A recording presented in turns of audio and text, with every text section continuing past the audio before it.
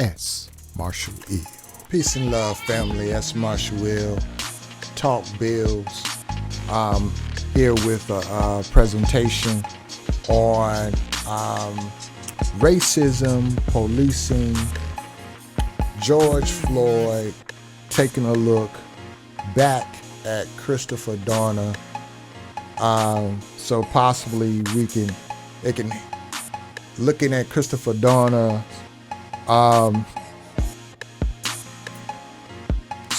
want to say story, but I don't want to say story because it's real life. This events, should I say, and how what Christopher Dorner was trying to tell us, and anyway, is it a message for us today? And if we would have heeded the message of Christopher Dorner, possibly could that have saved George Floyd's life if we as a people and as a nation would have taken Christopher Dorner's warning more seriously. And certainly before Christopher Dorner, there's other events that I'm sure and I know it could add to this bill as well. But Christopher Dorner actually comes to mind very strong when I see this police officer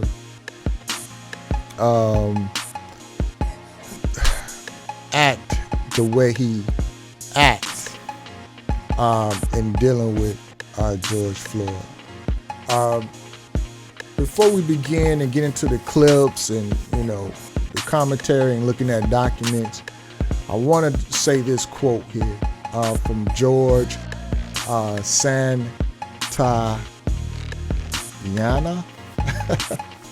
Forgive me if I messed up the name. But anyway, the quote goes, "Those who cannot remember the past are condemned to repeat it."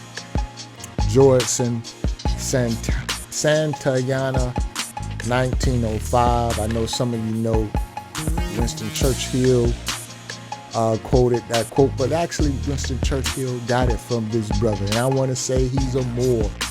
He's was born in Madrid, Spain. So we're going to go ahead and claim the brother as being a Moor or somewhere in that bloodline. But anyway, so let's get into it. We're going to go right to the clip. If you haven't seen the clip of the events or the incident that occurred on George Floyd, if you don't want to look, I'll say turn your head. But it's something right to see. Now, you need to actually observe technique. Well, you got him down, man. Let him breathe, least, man. Let him breathe. I've been trying to help out. So let him breathe, look at my neck, man. One of my homies died. I'm just trying to say. Why? Let that breathe my face. Just get up. What do you want? I can't breathe. Please, the knee in my neck. I can't breathe shit. Bro, get up, get in the car, man. I will. Get up, get in the car. I can't move. I've been waiting the whole car. Just get up, get in the car. Mama. Get up and get in the car right. Now, notice somebody in the background is telling George to just get up, get in the car, and get up and get in the car right. That's going to be interesting how that witness right there plays out in trial, because obviously you can put two and two together that there was some type of struggle going on with George being placed in the car. Gave y'all an opportunity to get in, bro. I told you can't win. My knee. You can't win, man. I'm through. I know you didn't never you didn't listen. That's the food. My stomach hurts. My neck hurts. Everything hurts.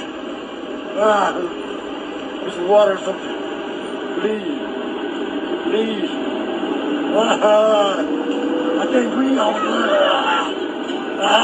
it. Not sure what that liquid is that you see coming. It may be urine. I don't know. But you know, it's just obviously there. That's, you know, like what's going on. They will kill me, man. Brother, your feet on his neck, man. Notice he is talking kind of strong a little bit, but I don't know. In the Eric Garner case, it was kind of the same. You know, he was voicing before you know, they choked him out. So his nose is bleeding. Like, come on now. That's wrong right there with his feet on. Look at his nose. You see your knee and his neck. Yeah, you got your feet right on his neck. European system. I cannot breathe. You just a grown. You're a tough guy. You're a tough guy, huh? You're a tough guy. You're not even resisting the rest, bro. His whole nose. You call what he doing okay. You call what you do. You call what he doing okay, bro. Yes, I am from Minneapolis. Bro, you call. You think that's okay? Check his pulse. Check his right. Child, check his pulse. Get back in the Check. The man ain't moved yet, bro. The man ain't moved yet, bro. Bro, you're a bum, bro. You're a bum, bro. You're definitely a bum, bro. Tell me what it is. Tell me what his pulse is right now. Check the pulse. Bro, he has not moved not one time. He's off track right now. But bro, go back in the store, bro. You don't understand. No. Bro. I'm the reason. Okay, that's cool. Go back. Notice the guy that's coming up. He says that he probably OD'd, and that's going to be critical. And he's a family member or something of the owners of the store. So everybody's between the brother and this guy, that's the young brother that's coming up. People kind of know each other. The store, bro. Go back in the store, bro. He's not moving. I see that. Bro. I'm trying to help y'all out. Bro, you don't need to help me out, bro. I know your parents. I know everybody that owns the store. You don't need to help me out, bro. He's not moving right now, bro. I just saw that, man. Bro, he was just moving when I walked up here. And I know. Then that they did that to you him. just got out. You just got back out here, bro. I've been watching it the whole time. You just got back out here, bro. Bro, he doesn't have it, bro. He's not moving. No, did they kill him, bro? Bro, They bro, just killed him what is you, 1087, bro? You're a Oh bum, my bro. Or God, 987, bro. You're a bum. was just First thing you alive. want to grab is your mace. Please let me stay. Please, And so this is a different angle. This is a repeated video, because if you notice, there's a bus that crosses. You see that bus, it crossed again. So I'm thinking this video is Like, bro, 3 minutes, bro. He's not. Pulse and doing compressions if he needs that. You guys are on. I want you to notice something. The paramedics that's coming to pick up George, who apparently looks deceased at this point, they are wearing a bulletproof vest, and they have on law enforcement utilities, equipment, and uniform. That's very odd. Oh my God, bro. Okay. They just dragging him like, come on And now. I have your name tag, bitch. That's not very professional. It don't matter. So what? Freedom of... Of course, we now have the protest. So like, what is Christopher Dorner's story, and how does it relate in any way to George Floyd? Let's take a look at Christopher Dorner. He wrote a manifesto regarding his situation, his events. And we're going to kind of jump down. We're going to jump around in his manifesto and break down some things, because there's a lot of things in his manifesto that can help shed light to our situation today and with policing today. But Christopher Dorner's story is, let's go. In August of 2007, I reported an officer, now a sergeant, and that name is Teresa Evans. We'll discover that as we go. For kicking a suspect, excessive force, during a use of force while I was assigned as a patrol officer at LAPD's Harbor Division. While cuffing the suspect, blank kicked the suspect twice in the chest and once in the face. The kick to the face left a visible injury on the left cheek below the eye. Unfortunately, after reporting it to supervisors and investigated by PSB, nothing was done. I had broken their supposed blue line. That's something to remember, folks. That's indication of brotherhood. Unfortunately, in some type of secret order. Unfortunately, it is not just us. It's justice. He's trying to make a point there. In fact, 10 months later, on June 25th, 2008, after already successfully completing probation, acquiring a basic post certificate and intermediate post certificate, I was relieved of duty by the LAPD while assigned to patrol at Southwest Division. So relieved, we would come to find out mean he was terminated. It is clear as day that the department retaliated towards me for reporting for kicking. The department stated that I had lied and made up the report that blank had kicked the suspect. That would be Officer Teresa Evans.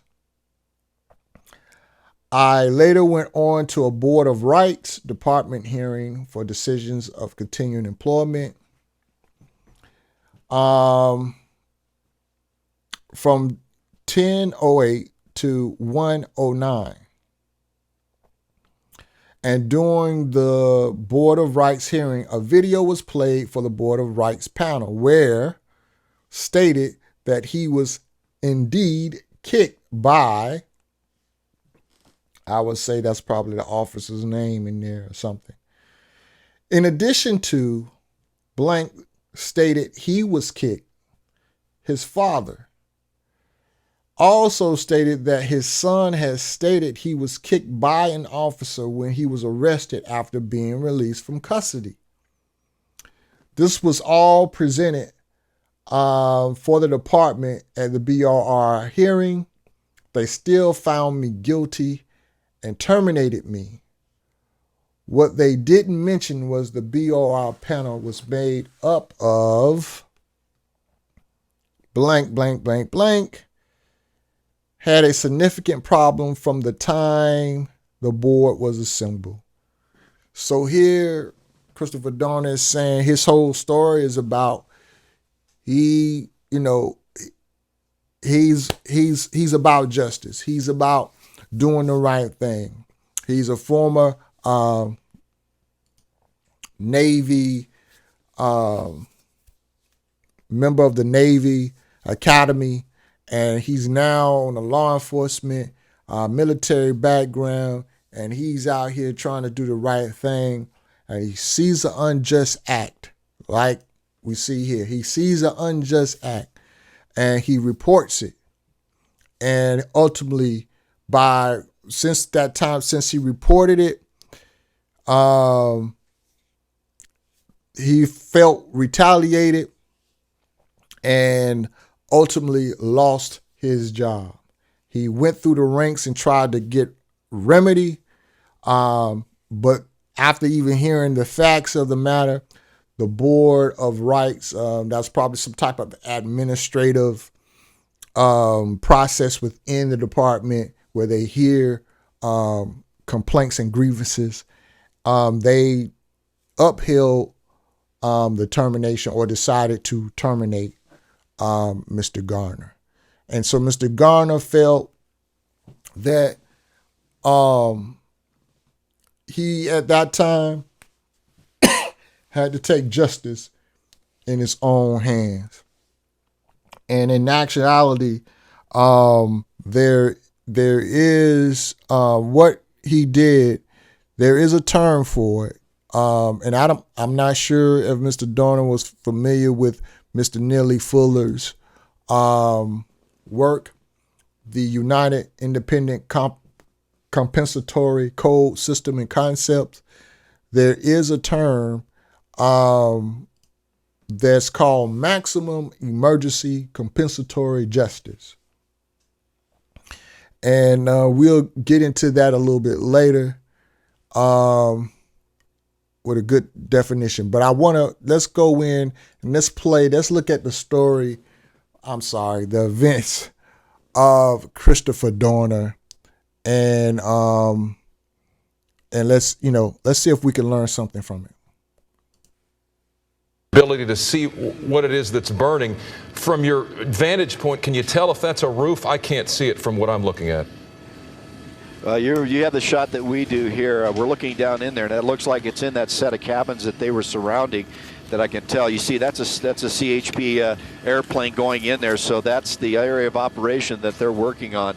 And we're hearing the chatter from the aircraft circling that area. But not sure if it's the cabin he was in or exactly what, but looking at the type of smoke that's coming up, it does look like some type of house fire. And from the size of the flames from here, 6 miles away, that's definitely looks like a cabin going. And that's the information we heard just a little earlier here, that it went on fire. And as I was saying earlier, we're not. So here, Christopher Dorner goes on a spree. From his manifesto, he has a number of names and targets that he has pointed out specifically that wronged him, that denied justice, that denied doing the correct thing. And so by this spree, at some point, it leads him up into what they call the area Big Bear in the mountains, where there's this standoff, supposedly, or allegedly. There's some things to question about it. But let's look at another clip here. Now, we want to remember again, this is an ex-LAPD cop, and during one of the press conference that Chief Charlie Beck held at the very beginning of this manhunt is that, he is trained by us. That is what the Chief Charlie Beck said. So it's no surprise that you hear that he's throwing the smoke bomb, and then law enforcement, of course, doing the same in retaliation, but really just to save their own. You hear stories of manhunts all the time, obviously not to this scale, but rarely do you see a subject that is the hunted with the same skill set as those doing the hunting. It just adds a layer of complexity that is remarkable. All right, we want to go to Tim Lynn right now. We've got some breaking news of some huge plume of smoke in the area. Tim, tell us what's going on. So they pointed out that his military background and so forth, his training. Let's look at another clip here. There is gripping video that's come out just overnight of that dangerous showdown between police and Christopher Dorner. Listen to the bullets. An unbelievable number of the bullets exchanged between the suspect and police surrounding the cabin. Smoke bombs fired. Investigators this morning are trying to determine if, in fact, Dorner was killed in the firefight inside a cabin that burned out at Big Bear Lake in California. Of course, we do know for sure that a sheriff's deputy was killed and shot by. Now, I want y'all to look at how these folks are firing into just a house. Look like I don't know. It looks kind of crazy. You'll see this guy right here fires one shot. All them shots that you hear, you got 3 men behind here. Who is this? Where's this video being taken from? I have a question about that. But yeah, it just kind of looks suspect. I look at all angles. Christopher Dorner, ABC's Cecilia Vega, has been covering the story all night and joins us now this morning with the very latest. Good morning. Cecilia Vega has killed happened that burned out at Big Bear Lake in California. Of course, we do know for sure that a sheriff's deputy was killed. Let's look at it again. He only shoots one time. Or that a sheriff's deputy was killed and shot by Christopher Dorner. ABC's Cecilia Vega has been covering the story all night and shot by Christopher. Sure that a sheriff's deputy was at Big Bear Lake in California. Of course, we do know for sure that a sheriff's deputy was killed. What kind of gun that is? That look like something that can shoot more than once. You know what I'm saying? So here we got this whole manhunt, this whole thing.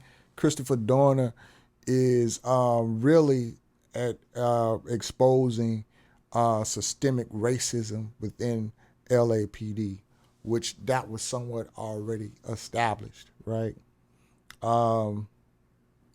With the Rodney King incidents. And so that's where he kind of goes. So we're going to read, it would kind of go back up to the top of his manifesto. It says, I know most of you who personally know me are in disbelief to hear from media reports that I am suspected of committing such horrendous murders and have taken drastic and shocking actions in the last couple of days. You are saying to yourself that this is completely out of character of the man you knew, who always wore a smile when he was seen. I know I will be vilified by the LAPD and the media. Unfortunately, this is a necessary evil that I do not enjoy, but must partake and complete for substantial change to occur within the LAPD and reclaim my name. That's going back to that whole thing where I was telling you guys about maximum emergency justice. I'm sorry, maximum emergency compensatory justice. Let me finish. The department has not changed since the Rampart and the Rodney King days. It has gotten worse. The consent decree should never have been lifted. The only thing that has evolved from the consent decree is those officers involved in the rampant scandal and Rodney King's incidents have since been promoted to supervisors, commanders, and command staff and executive position. The question is, what would you do to clear your name? So this is all about, for him, his name, and doing the right thing and doing justice. What is going on when he's talking about the consent decree? What is that, family? When I first read that, or I come across that, I've read his manifesto some around the time when events was happening, but I didn't catch that phrase or that wording. But a consent decree obviously is something that the Department of Justice, your federal government, can issue in regards to a state agency or agency who is violating the Constitution. So this is very interesting. So let's look here and let's read a little bit about what is consent decree overview. Well, this is the one that was placed against the LAPD. So let's read just a little bit.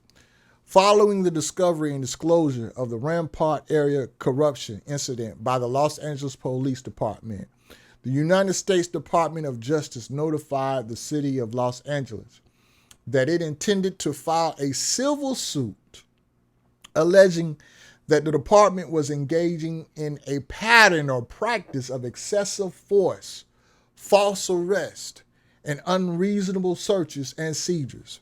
Now, those claims are actually criminal claims, but notice that they are filing in an equity court, a civil suit court. A civil suit court deals with commerce. It deals with monies and economics. That's very interesting, and it should be noted that crime and equity, right, are two different type of courts and results in two different type of results, right? Of course, criminal court is dealing with law and dealing with correcting injustice. Equity courts are dealing with repairing, restitution, and compensating for economic loss. So, very interesting. Let's go down. What was the decree about and what was it intended to do? We're going to go right here. The consent decree is intended to promote police integrity within the department and prevent conduct that deprives individuals of their rights, privileges, or immunities protected by the Constitution of the United States. The consent decree places emphasis on the following 9 main major areas. Family. Why just not enforce the Constitution? Why not just enforce what the Constitution provides? Instead of trying to, the consent decree is intended to promote police integrity. Just get these cats and bring the law, which they did. But we're going to talk about that later. It was too much of a law in that, too much penalty in what they did. But let's just kind of read here. What did the 9 major areas of this consent decree deal with? It says management and supervisory measures to promote civil rights integrity. Critical incidents, procedures, documentation, investigation, and review. Management of gang units. Management of confidential informants. Program development for response to persons with mental illness. Training, integrity audits, operation of the police commission and inspector general, and community outreach and public information. Now, family, these consent decrees, how many dissent decrees, civil rights consent decrees have you known of across our country, even in our city, even right here in Tallahassee, where I reside?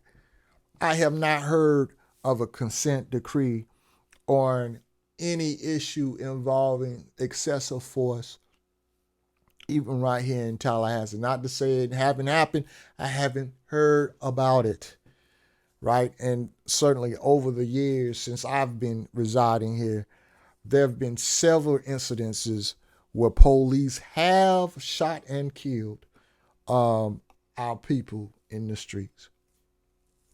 However, this is an interesting thing that this is somewhat a remedy. Now, this was done with LAPD in 2000. It says on November 2nd, 2000, the city council and mayor approved the consent decree negotiation between the city and the DOJ. However, the consent decree was not immediately entered or approved and signed by federal district court judge Gary A. Fees. Nonetheless, the department formed the consent decree task force within the administrative group to plan for, coordinate, track, monitor, and report on the department's compliance. Let's go. The court formally entered the consent decree into law. Is that really a law, family? When we talk about civil, right? We talking about civil. That's really a policy. Decree on June 15th, 2001. The incident of the Rodney King incident was in 1992.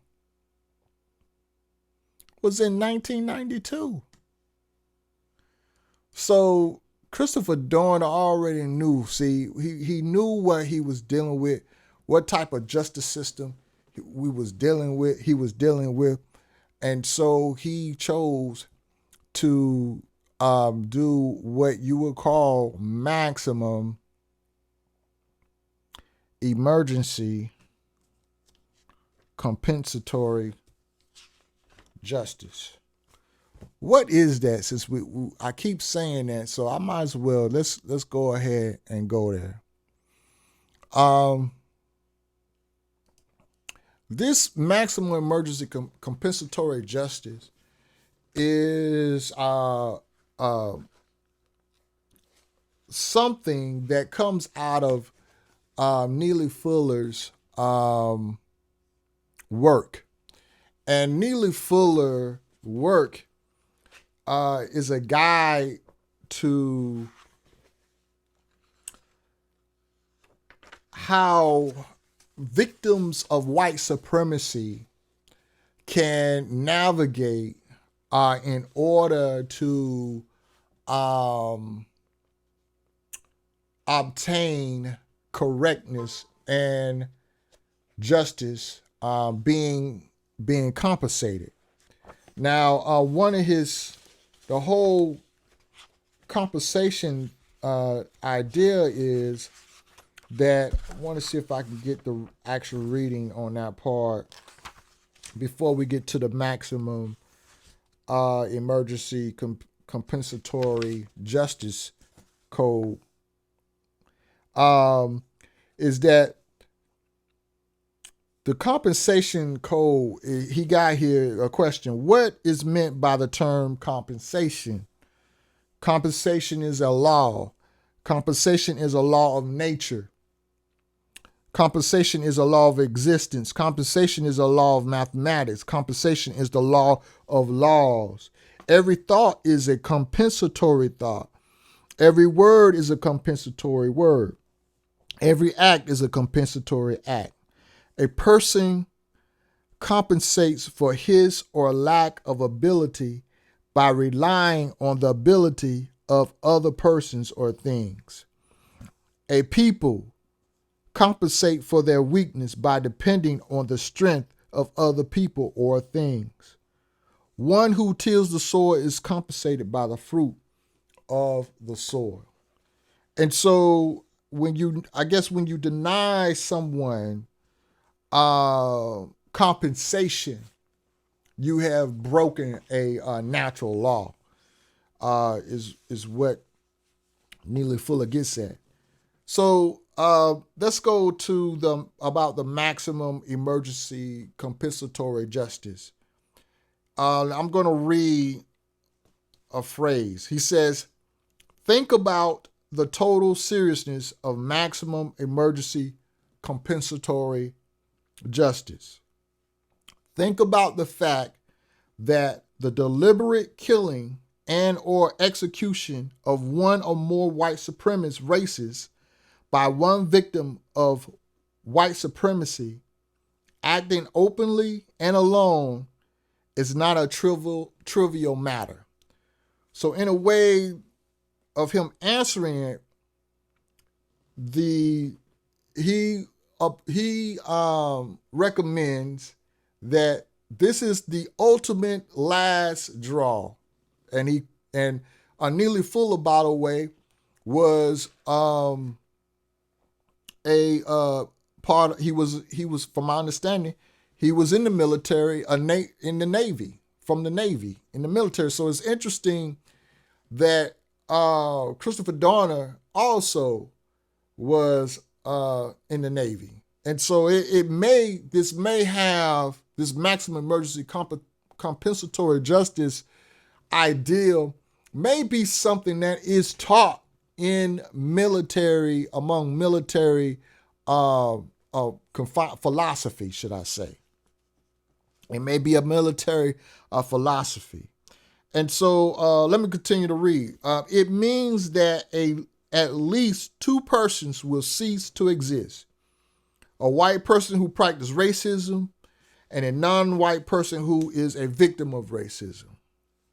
It means that the victim of racism will execute at least one racist and afterwards execute him or herself.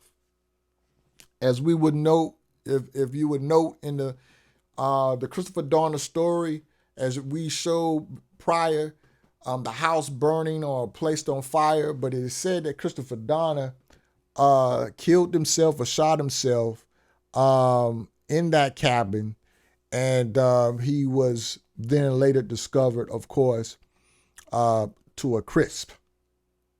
Now, there's some theories around whether he was really in that cabin or not, because I think they found his driver's license in the cabin, and people still want to know to this day, if that's the case, how did that not burn up, you know, and so forth. But anyway, back to where I was about the Maximum Emergency Compensatory Justice. It says, it is important to know and to remember that maximum emergency compensatory justice means that the person who enacts it must not surrender, must not conceal his or her identity, must not ask for mercy, and must not hide out after having enacted maximum emergency compensatory justice. So that's a little bit on the concept of maximum emergency compensatory justice, which probably that's what Neely Fuller was talking about.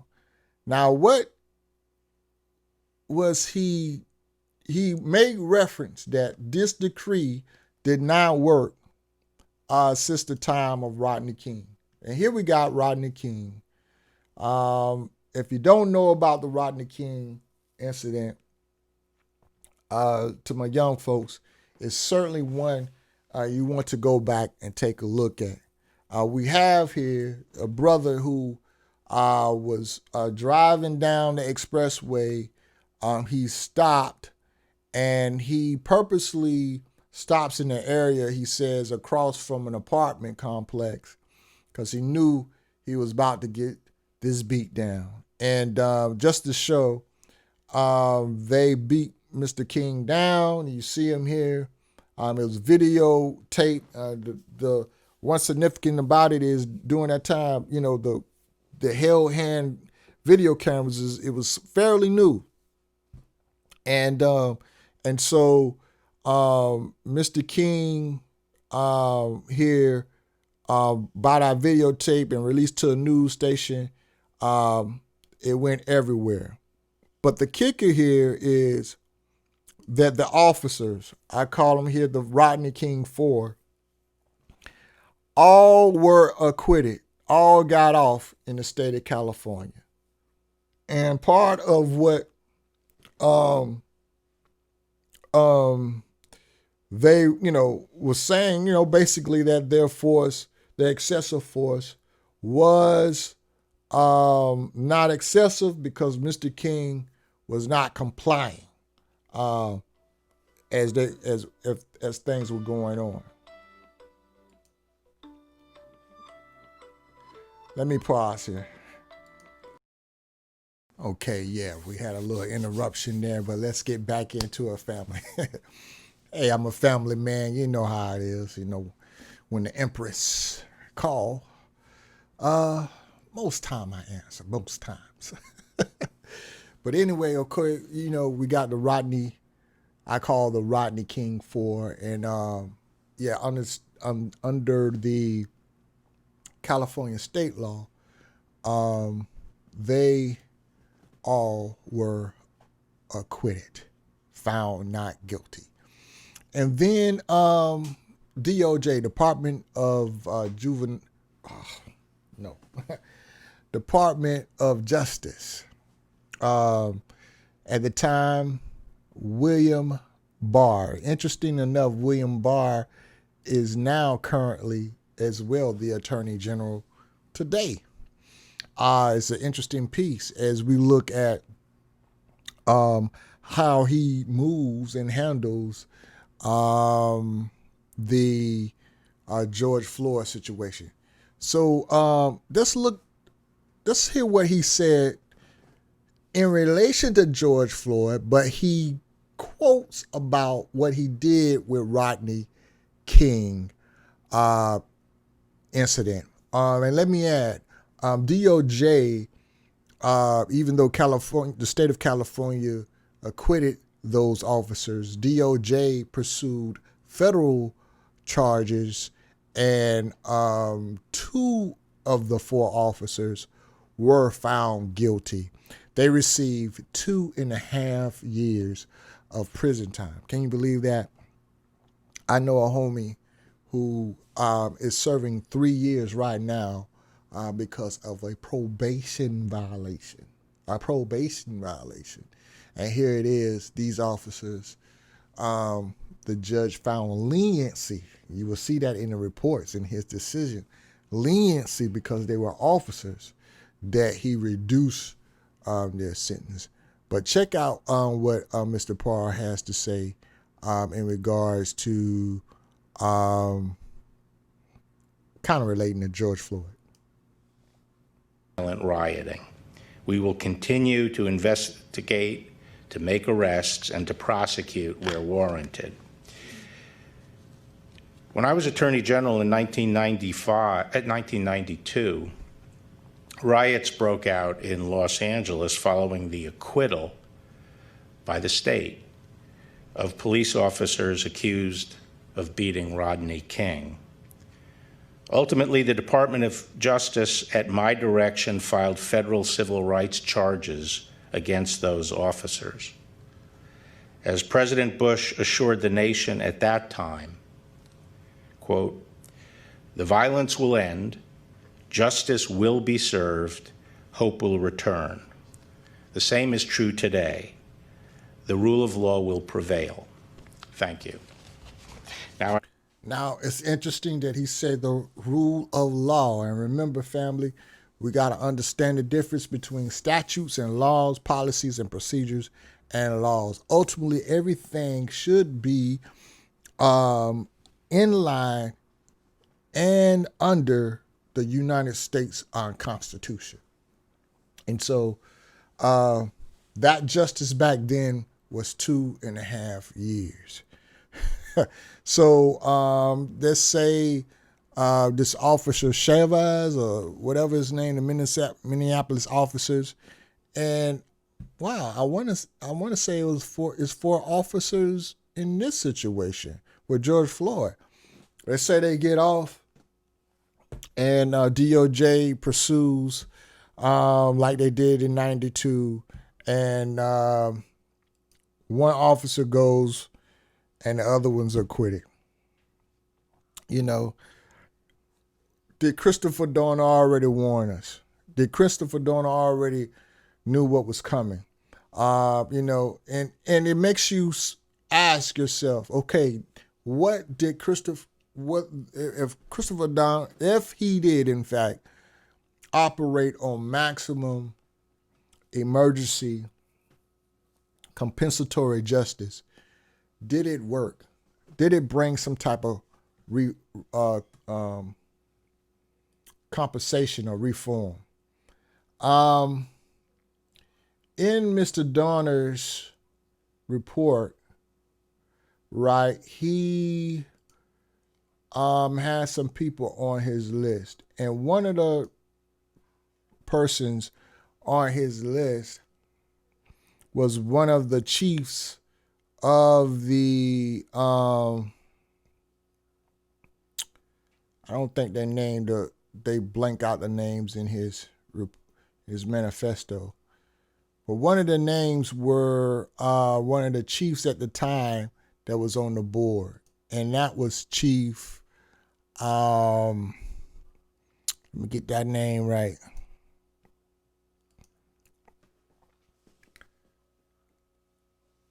Oh, I think I spelled it wrong up here.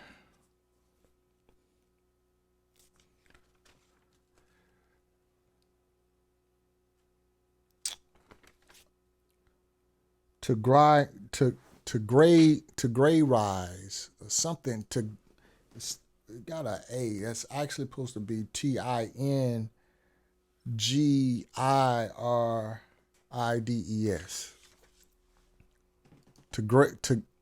To gray rides, something like that. And you will see that, let's just take a look at, it's a couple. It happened to be an interracial marriage couple who are both officers. And let's just kind of see how they respond to Mr. Dorner's move for what he says was an injustice. Here's a clip. When we got the phone call, it was Wednesday about 4 o'clock in the afternoon. 43 Magnolia. The first thing that I did was get on the phone, get a hold of all the kids, and get them all to our home. He called me, and there was this fear in his voice, and I was driving a. So there's a fear in his voice. Why are they fearful? Why is he fearful? Black and white, and I literally stopped my vehicle because I could hear the fear in my husband's voice. And my initial thought was one of our children had passed away because I'd never heard that sense of fear in my husband's voice. And at that time I knew that our family was a target, that my husband was a direct target. And for the first 2 or 3 hours I was in disbelief. How could a man who's given so much of his soul and heart and compassion and so much to this police department? Notice her words: heart, soul, compassion, so much into this police department. I wonder in some way, is that fraternal? Or is she speaking on the lines of a fraternal loyalty, brotherhood type thing? With so much integrity, be a target by someone who had less than 100 days on the police department. Now, less than 100 days on the police department, she says on one end, but on the other end, she speaks about that he should have a certain loyalty to the code. Been on a number of boards, dichotomy. and this was not the only board where there was a termination involved. So again, he's on that board of rights that we read in his manifesto, that he was part of the decision. I'm imagining since he's a chief, he was, I don't know if he had the final say or what, but certainly Dorner felt like if he couldn't get justice there, he was going to eliminate or target him to eradicate what I would say was in systematic racism within the department. And certainly anytime you're making a recommendation to the chief of police that will impact somebody's life so greatly, you always have that concern. But never, ever did I think that somebody would go to this extent. Now it's interesting. He said he never, ever would he think somebody would go to that extent. To what? Eradicate racism, eradicate injustices. Well, you may say, well, he has a Asiatic wife or a so-called black wife. We may say she is just black, but family records will show that does not mean the mate still does not hold racial and practice racism. And matter of fact, some of our own people that look like me and you practice racism. But I'm not here to make a conclusion. Let's just look at the facts or the events and, you put them together. In their rage over the discipline that was handed out to them. We have the suspect holed up in a cabin. Over the next 6 days, for Ahmad and I, it was a challenge to first control what the kids saw. After the first day, we shut the TV off. So we had We had no television because the information coming in was kind of overwhelming for the kids, and we could see the fear growing. Our oldest son asked, what's a sniper? Does that mean he could be across the street and shoot through our window? But the whole time, for us, it was being strong so that we didn't instill more fear into the kids. We tried our best to be strong and put some normalcy into the situation for them. So we did leave the house. We did so with fear. We did so with anxiety. But we also did so with pride. The Los Angeles Police Department served our family so well. And although we had this looming over our head and there were many times where we never broke down. We'd go in the garage and cry because we didn't want our kids to see the anguish and the hurt that we were feeling. And we had decided that we were going to remain strong for them throughout this whole ordeal, whether this was going to be 6 months, a year, or 2 years. And I've been with it apart. So, on one end, you have to ask yourself if they were in fact practicing racism, or they in fact was part of that whole culture of the LAPD that we saw going back even in '92. What Mr. Dorner did, Mr. Dorner have some type of impact, even though they were not killed. They were not killed. They were not. I don't think even pursued. Maybe I can't say they weren't pursued, but certainly they survived the whole incident. Right. It's interesting enough what happened to them. Right. They now this is the area of watch here. They go on to be awarded. They go on to have some accolades. I believe he eventually retires as a chief, and the wife ends up is now, I think, holds a captain position. Let's kind of look at here. They're here at a reward ceremony here. Let's play it. I've been with the LAPD for 36 years, and it's what I always wanted to do, was be a cop. And for me, it doesn't seem like what we've accomplished and what we've done in partnership with so many people is that big a deal, because it's just common sense to treat people nice, to treat people respectfully, to do policing constitution. Now notice, I think this is 2015. Notice the conversation is totally different now. And he says treat people nice and so forth. Totally different conversation here. I want to, as you see right here, this is 2016. You see them with the Obama administration getting awards and accolades. It's something Christopher Dorner mentioned in his manifesto about the officers that were in the Rodney King era, and how that was part of the beating, they end up being promoted. They end up advancing. And he was more talking about the culture, and how it's just the whole culture from the ground up to the top, or really from the top down to the ground, is in a way, built to value dominance over correctness and justice. And you will find this historic pattern, this historic relationship with how the police functions in your community. And so it's one thing to look at an institution and have the ideals of the institution and the ideals of how they should operate. But it's another to sit back and observe and see the functionality of a department. See exactly how they actually function.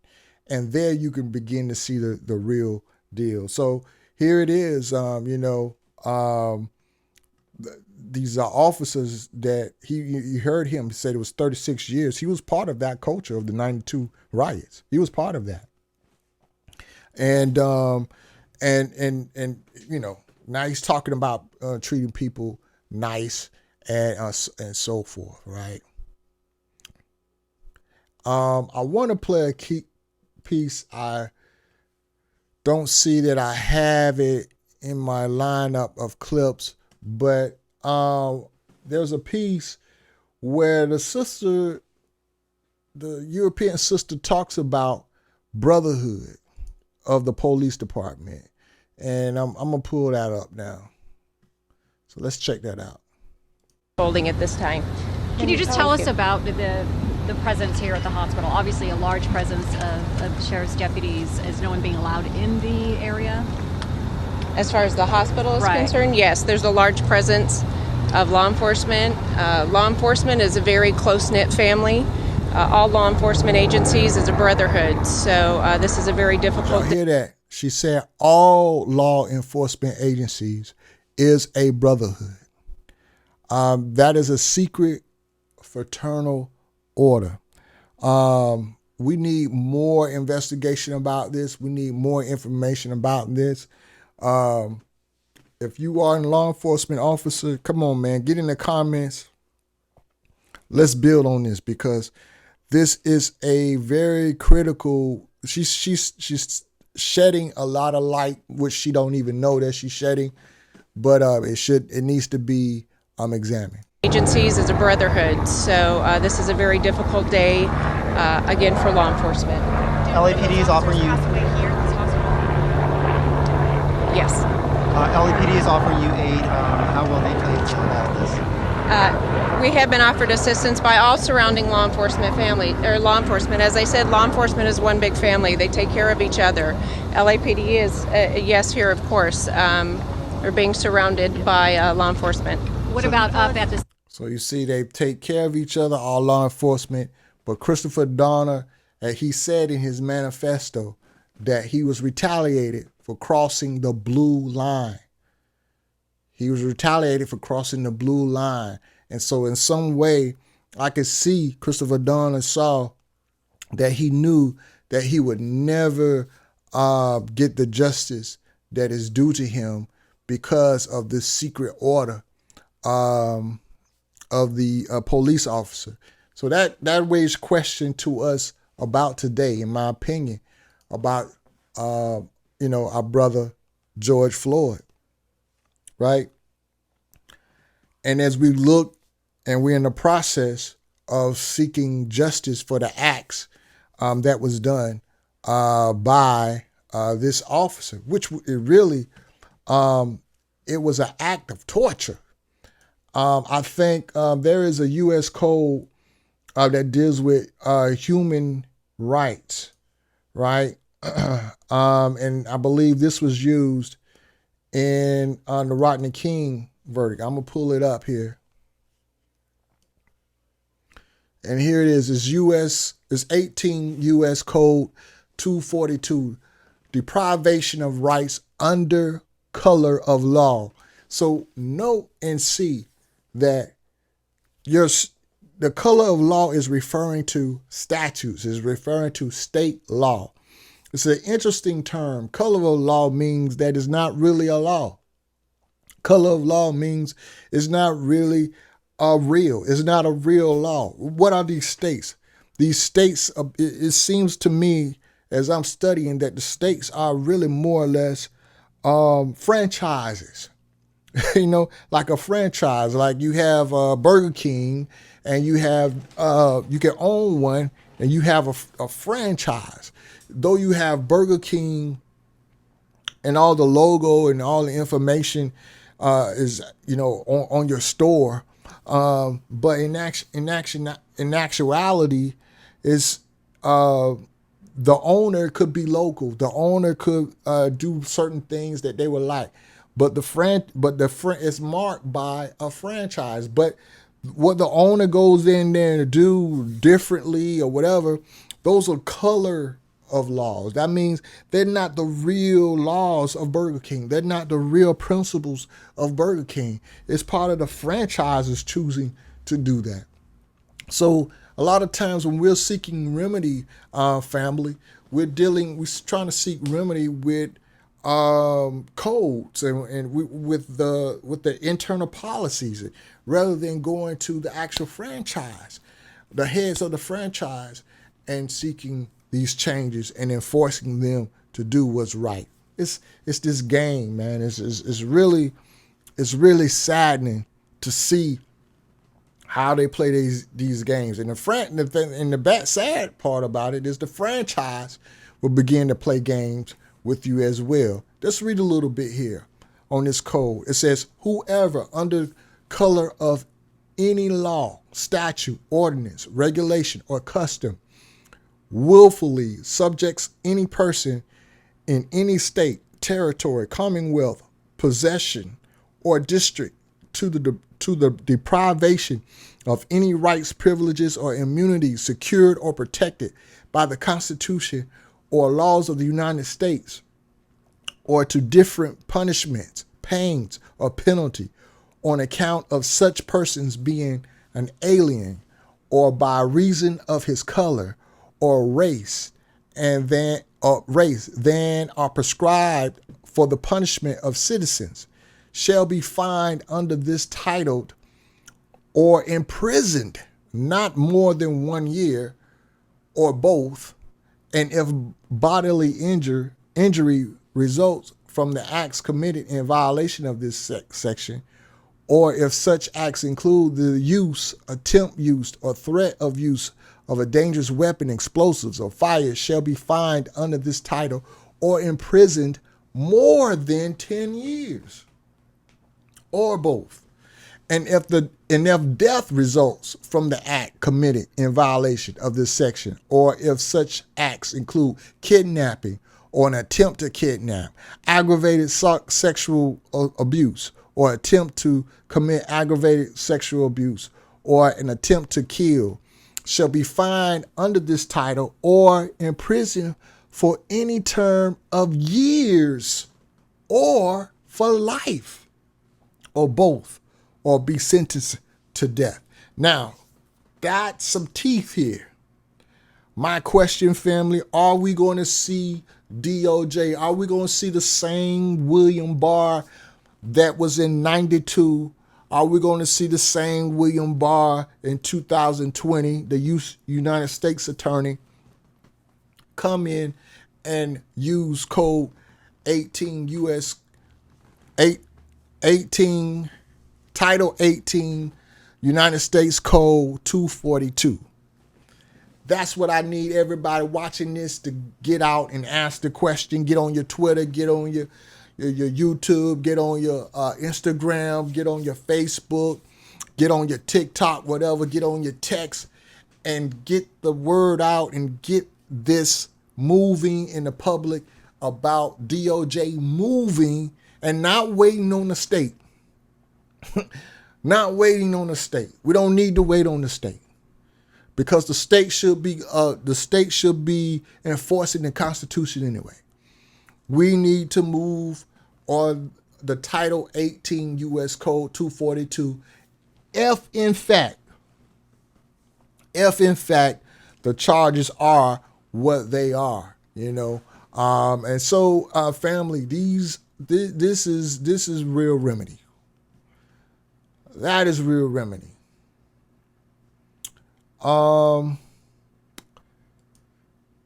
There was something else I wanted to look at. I want to point out that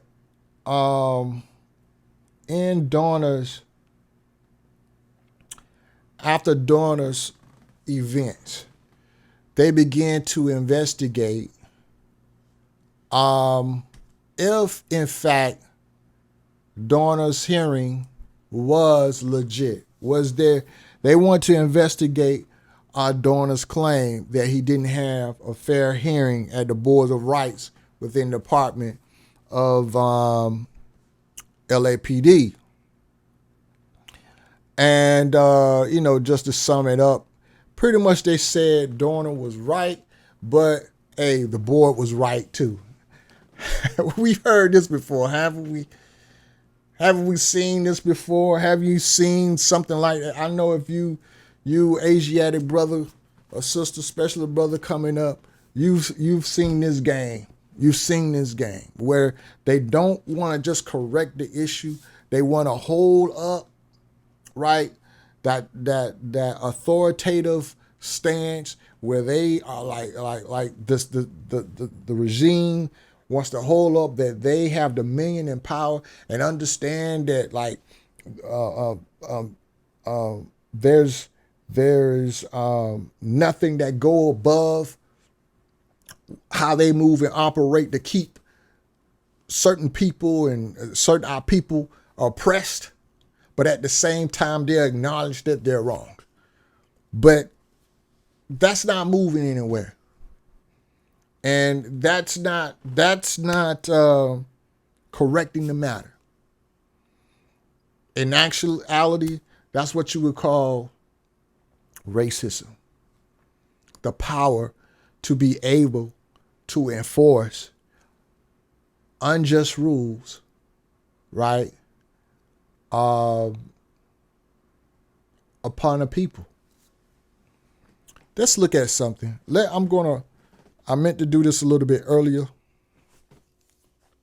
I'm kind of just really freestyling here. But what is racism? And we'll probably end on this.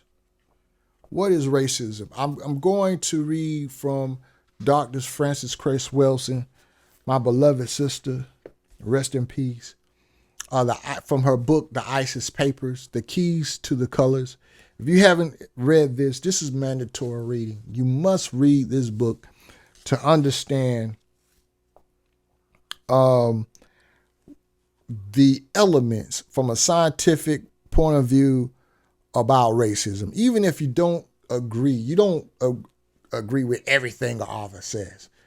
But there's some great fundamental scientific studies that our beloved sister did that will bring about some understanding about what racism is and how it came to be what it is today. Right? So, trying to see what page was that. Thought I marked it down. Okay. This is what Dr. Frances Cress Welsing says, all right? My functional definition of racism, white supremacy, is as follows. The local and global power system structured and maintained by persons who classify themselves as white, whether consciously or subconsciously determined. The system consists of patterns of perception, logic, symbol, formation, thought, speech, action, and emotional response as conducted simultaneously in all areas of people activity: economics, education, entertainment, law, labor, politics, religion, sex, and war. I don't think it was in such order, but I did switch law and labor. Just want to correct that for those who know. The ultimate purpose of the system is to prevent white genetic annihilation on Earth, a planet in which the overwhelming majority of people are classified as non-white, black, brown, red, and yellow, by white-skinned people. All of the non-white people are genetically dominant in terms of skin coloration. That's in parentheses or commas, no parentheses. Anyway, compared to the genetically recessive white-skinned people. So that's her definition of racism. So I'm in my opinion, if I may inject my opinion, I think we should definitely just do away with the color game altogether, right? And go back to your ancient forefathers and foremothers and be recognized by nationality. All people have some form of nationality. Now, I know for the slaves, that's been ripped and stripped of us, but now we have many ways and tools and technologies where we can go and research and find our way back to our ancestors. Now, whether you do it by DNA or you do it by research or you do it by spiritual connection, you know, that would be a remedy that I would promote, as well as the Moorish Science Temple of America, honors to Noble Drew Ali, honors to the Moorish Nation, that we would submit, you know, as well, that that our Asiatic brothers and sisters will reclaim their nationality. So here we have it here, the racism, policing, George Floyd, taking a look at Christopher Dorner to find some remedy, some form of remedy, and how we should deal with this.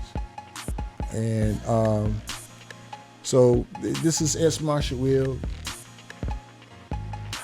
You can check out the resources and so forth, and you know, hopefully you learn something. Hopefully some point stands out to you. Hopefully as we go forward and move forward to see how this plays out with George Floyd, we'll be able to see and listen a little bit more clear and know what players are on the game now, right? And you know, we'll know what time it is very quickly.